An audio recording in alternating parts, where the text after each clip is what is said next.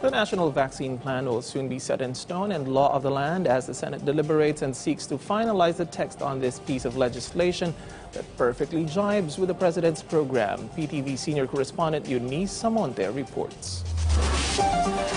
There is nothing to worry about whether or not one could get vaccinated or not.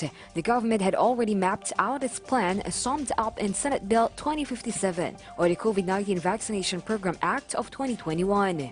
These are the joint proposed measures of the senators consolidated into one bill to facilitate the vaccine rollout program against COVID-19. Under this, the Health Department and the National Task Force, either through themselves jointly or in cooperation with any local government unit, are authorized to procure COVID-19 vaccines, including supplies and services needed for their storage, transport, and deployment.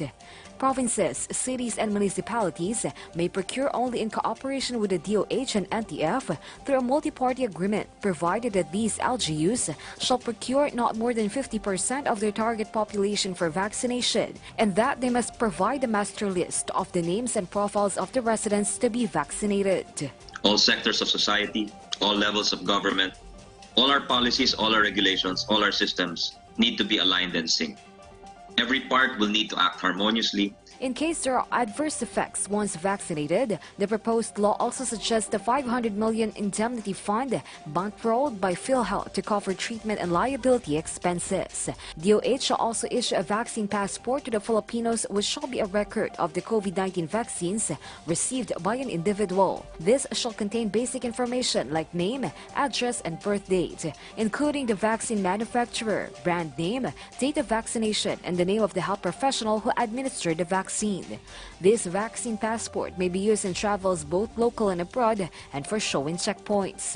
They have informed the National Task Force Against COVID-19 that without legislation covering indemnification, they may not be able to supply the vaccine.